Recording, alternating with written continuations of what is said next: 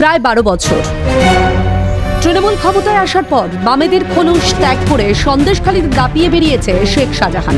শুধু তাই নয়, শাহজাহানের ছত্রছায়ায় থেকে অত্যাচার চালানোর অভিযোগ উঠেছে শাহজাহান বাহিনীর বিরুদ্ধে।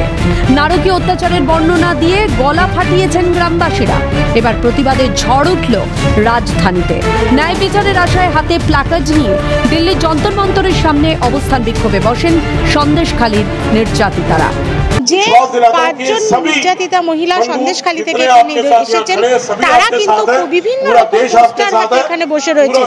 সিটি অফ ফেয়ার সন্দেশখালী, দিদি হোয়ার ইজ শেখ শাহজাহান, এরকম বিভিন্ন রকম পোস্টার নিয়ে তারা দাঁড়িয়ে রয়েছেন, বসে রয়েছেন এখানে। এবং এখান থেকে মূলত টিএমসি সরকারের বিরুদ্ধে তারা কিন্তু বিভিন্ন রকম স্লোগান তুলছেন। শেখ শাহজাহানের শাস্তির দাবিতে সোচ্চার সন্দেশখালীর নির্যাতিতারা। তাদের এই লড়াইয়ে পাশে দাঁড়িয়েছেন অনেকেই। মূল উদ্দেশ্য আত্মবিশ্বাস বাড়ানো।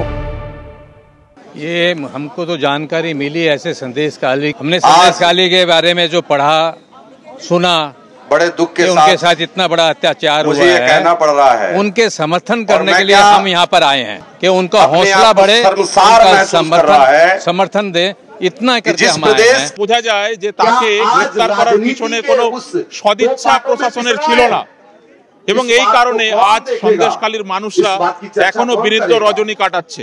তাদের জীবন জীবিকা সুরক্ষার জন্য সন্দেশখালীতে সেন্ট্রাল ফোর্সের ডিপ্লয়মেন্টের জন্য সুপ্রিম কোর্টের আন্ডারে একটা স্পেশাল পাওয়ার্ড সিট তৈরি করার জন্য শুক্রবার রাষ্ট্রপতি ভবনে পৌঁছন সন্দেশখালীর মহিলারা। দেখা করেন রাষ্ট্রপতির সঙ্গে। শেখ শাহজাহানের গ্রেফতারির পরেও পিছু ছাড়েনি আতঙ্ক। সাংবাদিকদের মুখোমুখি হয়ে মুখ্যমন্ত্রীর বিরুদ্ধে ক্ষোভ উগড়ে দিয়েছেন সন্দেশখালীর নির্যাতিতারা।